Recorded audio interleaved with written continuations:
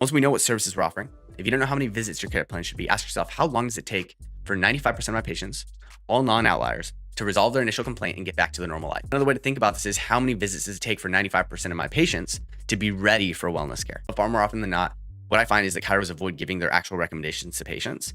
And so they recommend a part of care, but not the full amount it'll take to get a patient to 100% of their goal. Actually package and recommend the entire amount of care a patient needs to get to their goals. In other words, recommend the amount of care it's going to take them to get to wellness care. And so here's an example plan. I want to break this down here. Let's say about 95% of patients get to wellness within 24 visits. Okay. Here's some options for how you could structure it, right? You could do 3 times a week for 4 weeks. You could do twice a week for 4 weeks. You do once a week for 4 weeks, right? You build it yourself and figure out what works best to get patients the results the soonest. Or you do twice a week for 12 weeks, or you could do twice a week for 6 weeks, once a week for 12 weeks, right? There's a million different ways. You can figure out what works best for your practice. But the sooner you're able to get the results, the better it'll be for most people.